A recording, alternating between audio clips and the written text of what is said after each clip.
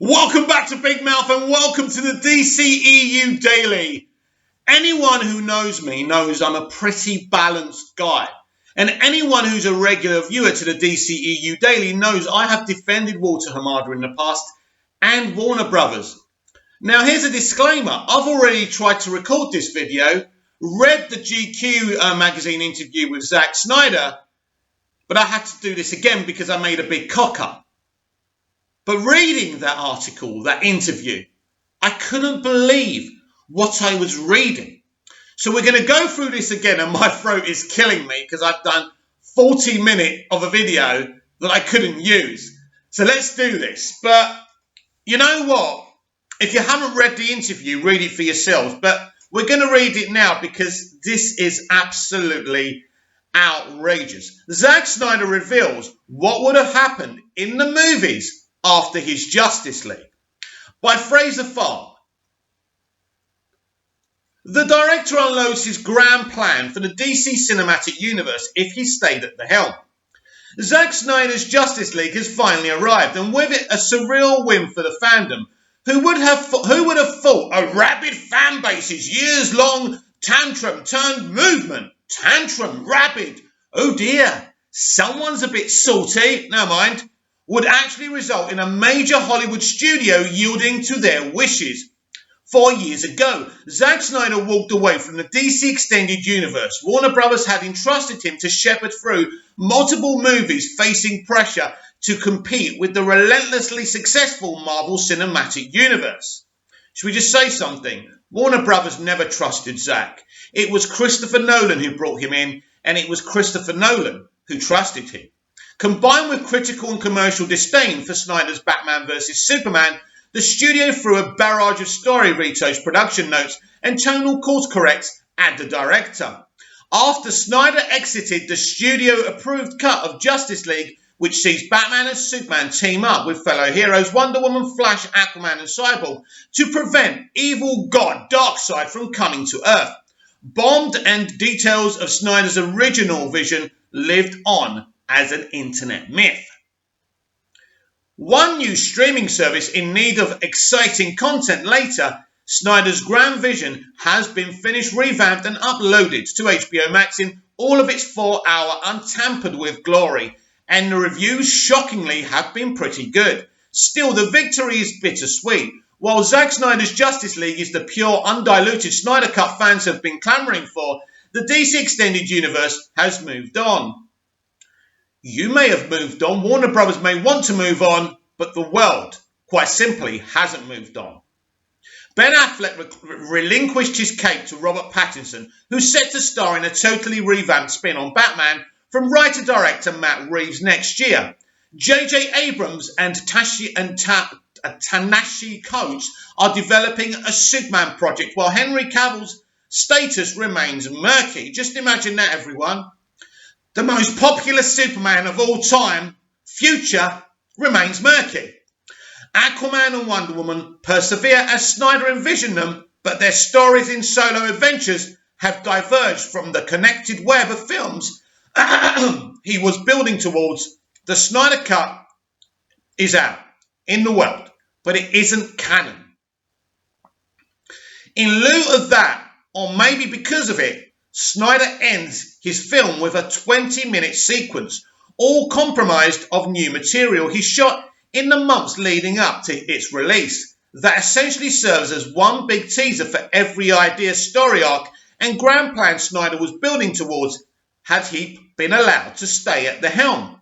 The scene is a flash forward, returning to the nightmare vision of a dystopian future that Affleck's Bruce Wayne had in Batman v Superman, in which an evil Superman aids in the worlds of destruction, Lois Lane is dead, and things are so dire Batman is willing to team up with the Joker to help restore things to the way they were before.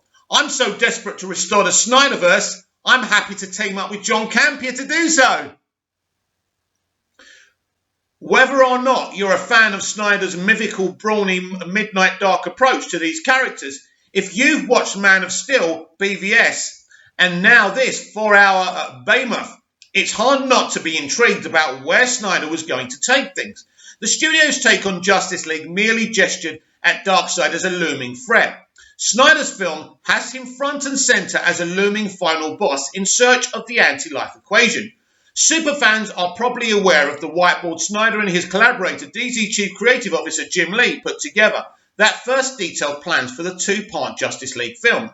But GQ talked to Snyder for a full breakdown on what would have happened from the man himself.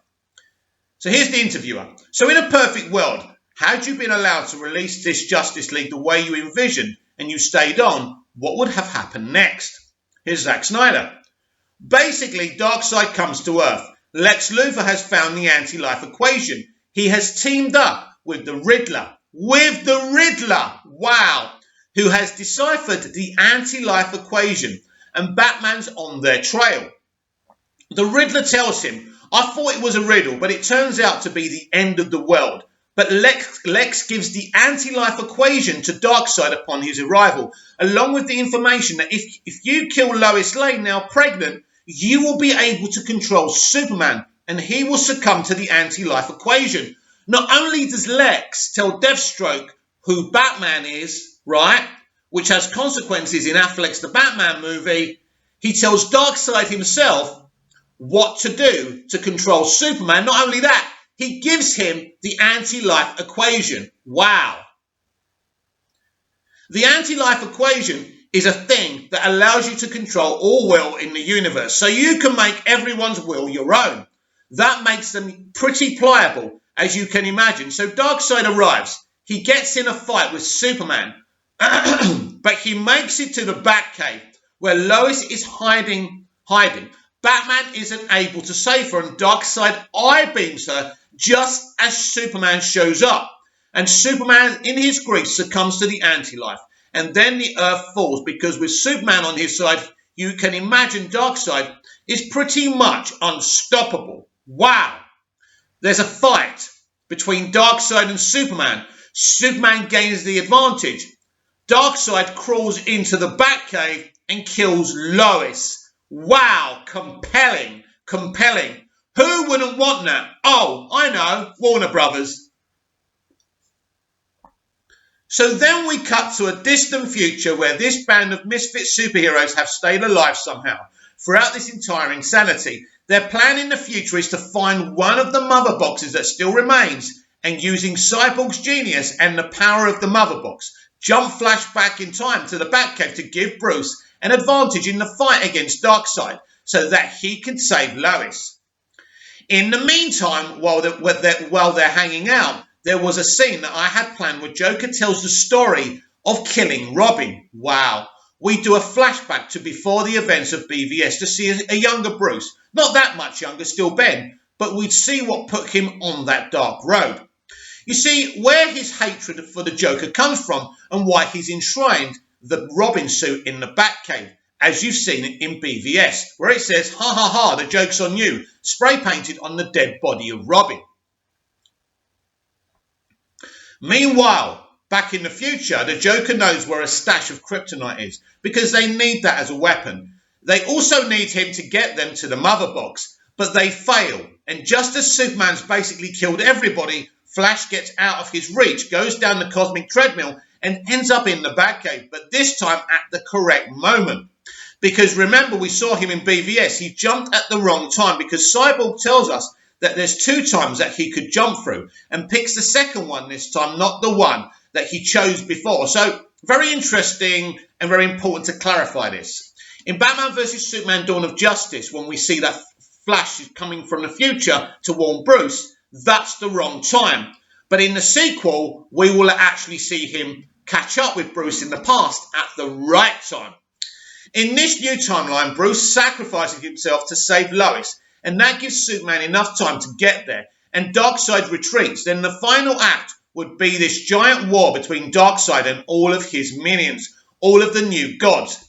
The Fury, Granny Goodness, the whole pantheon of new gods versus the Themyscirians, who come off the island. Atlanteans rise out of the water, Wonder Woman is their new queen, and Arthur is the king of Atlantis. Then the armies of men all come together. That means the whole world, the whole army of the entire planet. They have a huge battle and they win. Then the end is this epilogue where it's 20 years later where Superman's son has no powers, he's born without the powers of a god, but then in the end, he would have become the new Batman. Wow! The final scene would be Lois taking her son down into the Batcave and that kind of deal. So yeah, that was the epic plan. All those little Easter eggs about the future were all meant to plot towards that eventual giant battle. Then it would have been a reboot after that. Wow, you could just go back to the beginning again, where you could do a small movie with the new Batman or something. Wow, Zach, wow.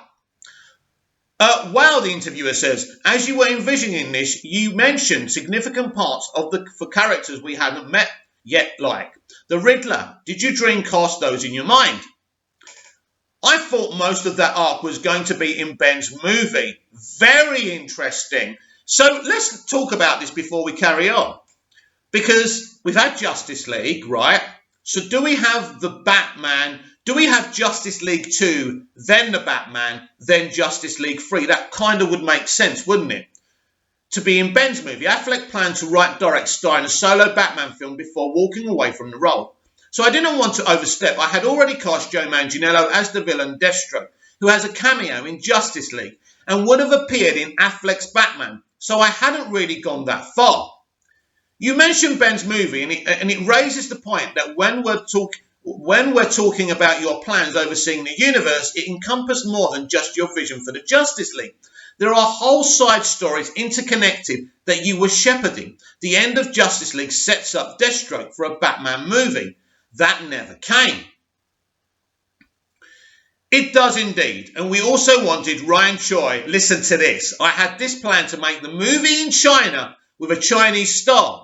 The Atom was going to be there, so I don't know. So these are some of the things we're talking about. Talking about doesn't sound like past tense though, does it? Or does it mean what he's talking with the interviewer with? Could be. But wow. A Ryan Choi Atom movie set in freaking China. Who wouldn't want this? Oh yeah, Warner Brothers. Another thing about the Deathstroke Lex Luthor scene, you've gone all in on the mythical cosmic side of DC, which you basically had in order to give all these disparate heroes a reason to unite. But seeing Lex and another villain plotting together also made me think of seeing the Legion of Doom on the big screen too. No, for sure, that would have existed. Lex would have had to do a little bit of that, yeah. My plan was for him to really be the mastermind of the whole turn of events. You would have seen him running things in Darkseid's world from the Earth's standpoint. One thing that always interested me about your approach to this stuff is you don't shy away from some of the more mythical, nerdier aspects of the lore. So when we get to a guy like Darkseid, where you planning to go all the way in on that mythology and explore people like Kellyback and Orion, the new gods like you mentioned before. Yeah, it'd be fun. New gods are a real joy here of stuff that isn't set up. There's a lot of stuff there. Jack Kirby's New Gods is crazy. It's so fun. It's its own thing, and it was fun to make it real because it's so abstract. But then when you actually start working on a character like Darkseid and you see him walking around, you're like, God, this could totally work. He's legit. He's legit. This is cool. The centerpiece of the Nightmare sequence is about putting Jared and Ben together. Since we hadn't seen them before, what is it that you saw in Jared? I'm unclear on whether you or David Ayer, who presented Leto's Joker in Suicide Squad, cast him as Joker officially. But what is it about Jared that you think he brings to Joker? I've never been sure who actually cast Jared as Joker before, but we have an answer here. I'm pretty sure it was David that cast him. I just think he's a great actor. He's got it. I knew I wanted to do this post-apocalyptic world, so I didn't want to step on David's toes. I wasn't trying to redo that because I have respect for what David did. This is interesting because it did look like from the outside going in that Joker hasn't got the tattoos anymore because people didn't like that, and this was a way of Zack kind of winning people over. He claims that's not the case because it's set in the future. He just thought this was the way to do it. But I also was like, okay, but in this post-apocalyptic world, sometime in the future, I think all bets are off with what he is, who he is, and what he's become. And then when Jared and I had talked about it, and I gave him the pitch and a little bit of the vibe that I wanted, he was like, that could be cool. That could be very cool. Fans had guessed Harry Lennox's military general that first appeared in Man of Steel was actually the Martian Manhunter for some time now. But why wasn't Martian Manhunter a major part of the plot in this movie? The answer to this is going to really piss you off. It pissed me off. Well, frankly, the studio was against it, and nobody wanted that. Everyone was like, Martian Manhunter, no. I was like, I think it's cool. I had drawn that little scene with him and pitched it to everybody in post. Frankly, I know what people are saying. Oh, Zach came up with that idea later. But they can say whatever they want. That's a fine point of view. But it's just not the case. But anyway, the whole thing with the ending is that I had a Green Lantern and I shot it, and they asked me not to put it in the movie. I was like, well, I'm not going to take a person of colour out of the movie. Why don't I just have Harry do the scene? And it makes sense, and it's better.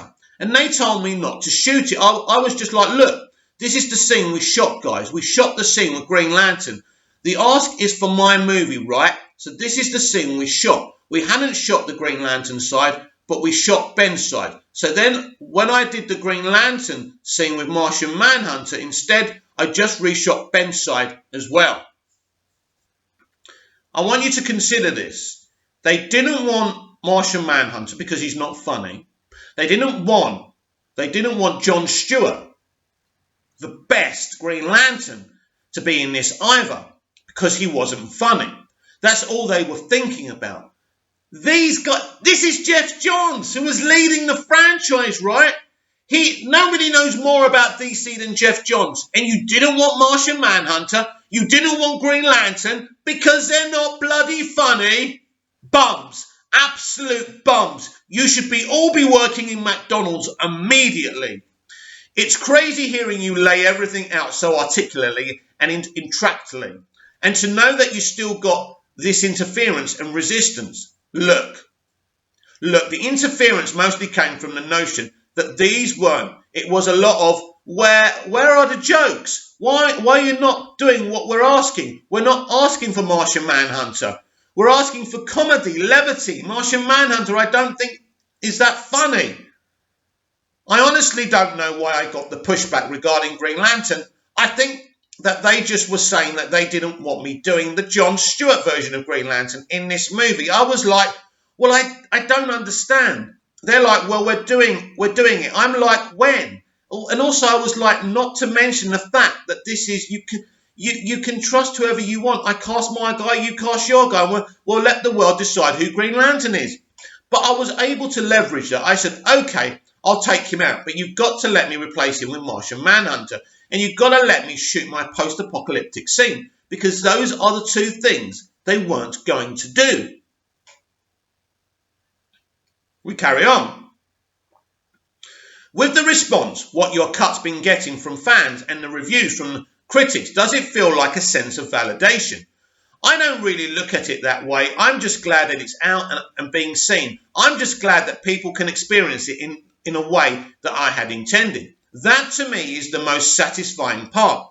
There's no right way. Look, if they wanted to make the movie funny, that's their prerogative. In a movie they want to make, they own the IP. It's their thing. I really just see it differently. And I try my best to. I can only do it one way. It's hard to make a movie where you're like, I think people will think this is funny. That's a disaster. Yes, Zach, it is a fucking disaster. And these people are the biggest fucking disaster. When you were filming the end sequence, was it a little bit bittersweet in that you were teasing this grand scope that you weren't going to be able to actually execute? A little bit, but it felt it was ruder to have finished this entire 10 years of DC and never had Batman and Joker meet. I was like, that's a tough one to swallow when we have a Batman and a Joker in the universe, and somehow they've never had a discussion. That doesn't make sense. I'll be frank, Superman is the main character in the final film. He was always the main character in the final film. In the two movies that would have followed this movie, and that was the book-ended aspect, that it was always going to get back to being all on Superman to lead after the death of Batman. He has to become the de facto Justice League head to hold the team together emotionally. After the fall of Earth, he becomes the main villain, and then he becomes the main good guy, which I thought was a really incredible arc for him as a character, you know? So now the cut is out, and it's bringing this era of your life and your time working with these characters to a close. Looking back, was there anything that you wish you would have done differently, would have done solo films before the first Justice League? Yeah, this was a criticism, wasn't it? And he's being asked here, if you could go back and do it again, would you actually do the solos before Justice League? Yeah, I don't know. I haven't really thought about that. I think I wish we had really pushed and developed the Cyborg movie. I was pretty sure that there would have been one probably between Justice League and the next movie. I felt like we had put Cyborg on his feet at the end of Justice League, and he was pretty much ready for his own movie. That's the thing I probably regret most, that we hadn't pushed them far enough down the road, as we did with Wonder Woman and with Aquaman, and the movies were getting made. Jim and I could talk about doing a comic book based on the whiteboard, and then I was like, I just want to do a single run of the death of Robin, just a little like micro series, just a cool little aside, because I was like, let's do the comic. Then inside of the moment where when Joker tells a story, we'll do a micro series of comics that tells the story of Robin's death instead of putting inside of the story. You'd buy those as a separate story. I just want to see your vision in live action, Zach. That's what you want to do with the comics? That's fine. But I just want to restore this universe, and I know that you do too. I'm about to cough violently, so I'm just going to press pause. Needed that. Now here's more on Justice League 3 from Zach from comicbook.com. I had just assumed that the final movie was going to be very much a Superman movie, like the final chapter. Justice League 3 was going to be a large percentage of Superman just bookend the whole thing, Snyder told Esquire of the saga that started with 2013's Man of Steel. Because if Batman died, it would have very much fallen on Superman to be the de facto leader. We've already read that. By the way, at that point, Wonder Woman Gal Gadot would have been made Queen of Themyscira, and she would be leading the warriors of Themyscira into battle against Darkseid herself, and Arthur Jason Momoa's Aquaman would be leading the armies of the Atlanteans. And Superman basically is going to be the head of the Justice League and the armies of men, Snyder added. And so Superman would have gone from this kind of berserker Superman to a benevolent Superman. A benevolent Superman. We're going to discuss that. Justice League 3 will play like Man of Steel 2 because Superman has the hugest arc of everybody because he goes from like the main villain to like the main hero. And that struck me as just really cool and fun. And like really interesting trajectory for him because I think traditionally Superman is one of those characters that people don't see as changing a lot, Snyder said. You know what I mean? He's kind of a rock that everyone props against. And I just thought, how cool would it be to make our Superman the character that goes on the most incredible journey? I agree, Zach. I agree. I'm just bewildered. I'm just bewildered why this studio won't back this. Honestly. Snyder recently said the director's cut of Justice League is all you're going to get from Zack Snyder's dceu after he revealed the studio Warner Brothers has no interest or appetite in a Snyder-directed Justice League 2. The filmmaker has repeatedly expressed interest in telling the rest of his two-movie Justice League story in hope for comic continuation in the pages of DC Comics. No comics, live action. Wow, how do we unpackage all of this? Well, I want to start with what I've just read from comicbook.com. I want you to think about this. In Man of Steel, we meet Superman, Clark Kent. He discovers who he is, where he's from, but he still has very human reactions. He can get very angry at times, like when Zod is threatening Martha. Do you think you can threaten my mother? That's not a very Superman reaction, because really this is Superman Begins with no training. In BVS, Batman and Superman are both deconstructed. In Justice League, they're both reconstructed. And then ultimately, Batman sacrifices himself, as we've already read, to protect Lois. And then Superman becomes the leader of the Justice League. But not just that. He becomes the leader of the whole army of men and the Justice League against the new gods, led by Darkseid.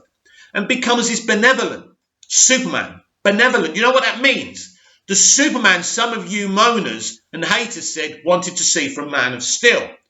But that didn't happen because Zack was taking this character on a proper journey. This is how proper storytelling works. This is what mainstream entertainment has lost, and Zack Snyder was going to bring it to us. We heard what he said to GQ, what his plans were for Justice League 2. Justice League 2 is majorly a nightmare future story.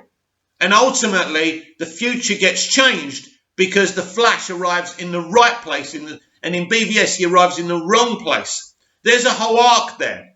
But if that's not enough for you, after this whole arc, including the Batman, is done, and Ben Affleck dies, but we don't want Ben Affleck to die. I'm not doing this video again. Don't get offended. When Batfleck dies, right, they reboot the Batman character with fucking Superman's son, who grows up to have no powers. I'm still a bit confused. Is it Superman's son or is it Bruce Wayne's son? Hopefully, if we restore the Snyderverse, we'll find out. So then we get this brand new, younger Batman, right? You can still have Cavill as Superman in that world because Superman literally doesn't age, right? But we got this new Batman.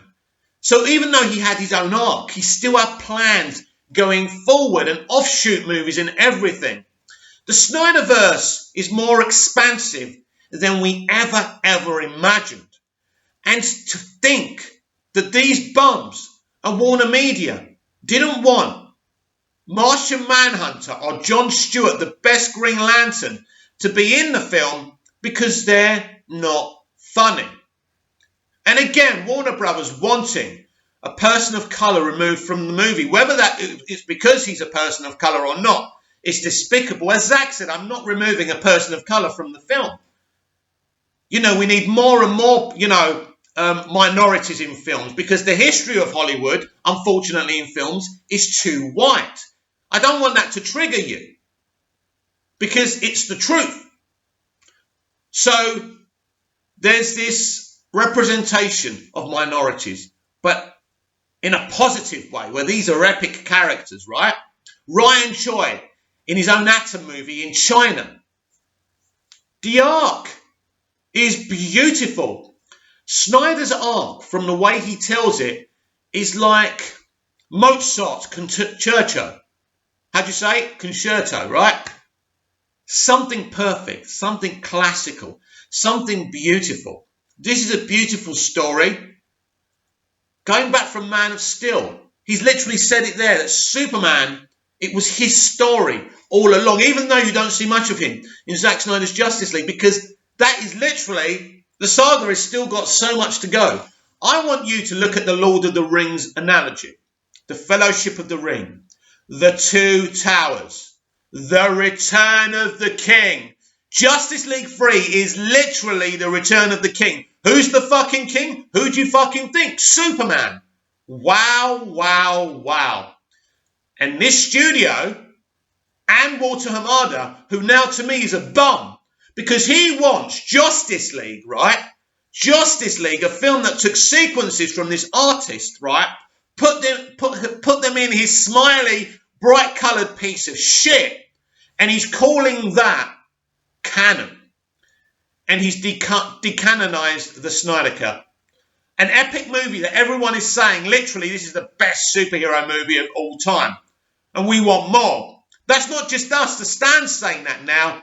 It's mainstream media and it's mainstream fandom, geeks, nerds and consumers all round. But Warner Brothers don't want that. They want to do mediocre films that you're going to forget after the first watch. That's what they want. I love Aquaman, the film, but I couldn't watch it on repeat. It's good. It's a good film, don't get me wrong. I don't dislike it. And you remember my reaction when I saw it before anybody else. I love that film. But it isn't part of the arc of the DCEU. It's part of Jason Momoa's Arthur Curry arc, and that's great.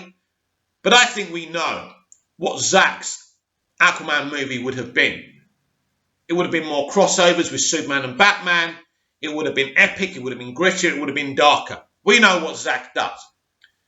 You've heard me now read out to you what his plans were. And so it's just baffling to me that they don't want to do this. And they're making a lot of money out of Zack's vision now. There's no excuses anymore to say, Oh, people don't like it. Now, a lot of people say, well, you wanted the Snyder Cut, now you want more. Yes, it's okay to want more in life. But it makes sense for everyone, not just the fans, not just for me, not just for you, but for the company now. I accept that the central universe they're planning is going to happen. There's no stopping it now. You know, Shazam, Fury of the Gods, is in development. It's going to happen. Aquaman 2 is going to happen. I'm fine with all that. I don't know what's going to happen with Wonder Woman. There are rumours that they want Snyder to do Wonder Woman 3. That is really interesting. But this Justice League arc is amazing. And I mean, anyone who reads this and says, I don't like this, well, DC Comics isn't for you then. Have you been reading DC Comics? Jesus Christ. We've heard comic book legends who've written these characters for years saying how amazing this is. And Warner Brothers don't like it. They didn't want Green Lantern and Martian Manhunter in this movie because they wasn't funny. As I say, this is Jeff Johns. This is Jeff Johns.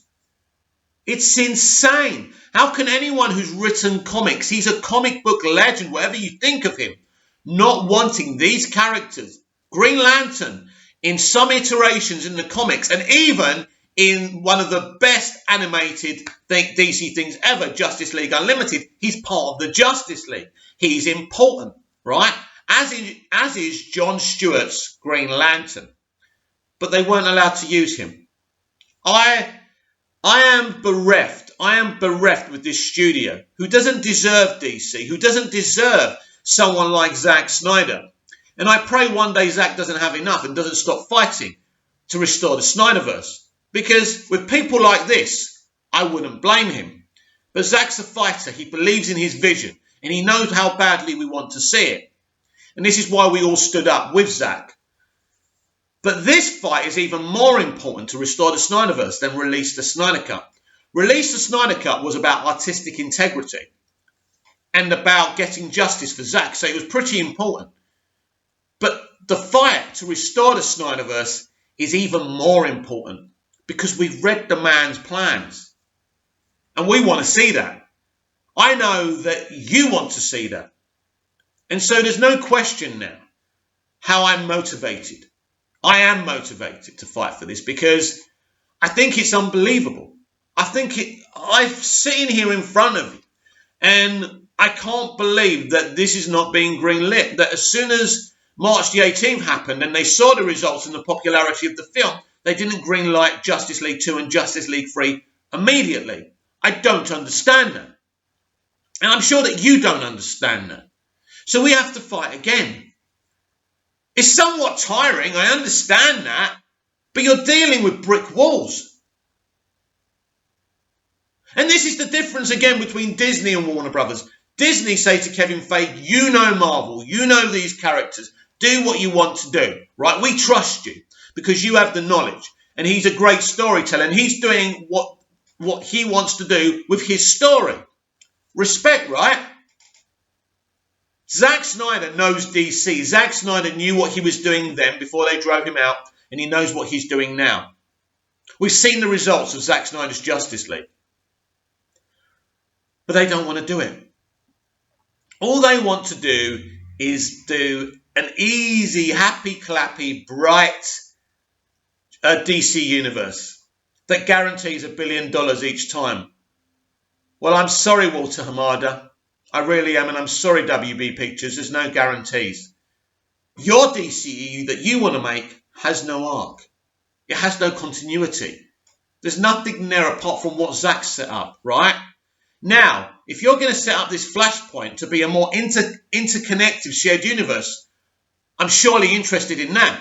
And I'm not a boycotter. Someone's just got upset on Twitter with people because they would watch Flashpoint if Ray Fisher was put back into it. I don't know what you're getting upset about. I understand a boycott. If many people boycotted the central universe, maybe that would make a strong send a strong message. I understand that. But we're also DC fans and we want to see this stuff. And so that central stuff's going to happen anyway. You can't stop it. So we can restore the Snyderverse. And you just watch the hell out the Snyderverse films that Zack's going to do. And if the central universe doesn't make money and our universe does, he's going to get more and more power in the universe anyway, right? And they'll ask him to fix everything that he was going to do anyway. So it really doesn't matter. But really what you really want is a great multiverse, which is the plan now, where the central universe is successful and Zack's universe is successful. That's what we want. How long are we going to have to fight again? This time to restore the Snyderverse. Well, is it already in the plans? I would love to bring John Stankey on this channel, or Jason Keeler or Ann Sarnoff, to interview them, to ask them some questions. It's not going to happen. First of all, my YouTube channel is the size of an ant. We all know the views ain't big and the success of this channel, well, it's not successful. It's just me rabbiting on with a basic camera and a basic mic, right? But I would like to talk to those people and ask them some questions and tell them what they think of this situation and what are their plans for Warner Brothers Pictures and why does there seem to be a concerted campaign against Zack Snyder, right? These are the things I want to know, and I know these are the questions you, my subscribers, want to know. You want to know why Toby Emmerich was given so much authority over Warner Brothers Pictures. And it seems at the same time, he's trying to blindside Zack by making announcements at the same time as Zack was marketing his Justice League movie. These are the questions we want answered. We want to know why Zack's universe and the central universe just can't work in harmony with them doing their thing and Zack doing his thing. It can work, right? What are they afraid of? Zack is now very popular. People love Zack. People realise they misunderstood Zack, right? I can't listen, right? I've watched the film once in its entirety. I keep on trying to watch a second viewing and people, as I said yesterday, people keep on fucking interrupting me, right? And I end up trying to watch it at 3 in the morning and I'm so tired I can't keep my eyes open. So it's been difficult to do lots of rewatches. How you guys are getting so many rewatches in? I reckon you live in a rabbit hole on your own or something. So difficult. But I definitely, so what I'm doing at the moment, I'm just kind of jumping to my favourite sequences. Listen, that fucking history lesson is so dope. Green Lantern, Darkseid, Zeus, mate, with those light bulbs. It's awesome. Who doesn't like this epic, awesome gee-whiz stuff? You don't even have to be a DC fan. You don't even have to be a comic book fan.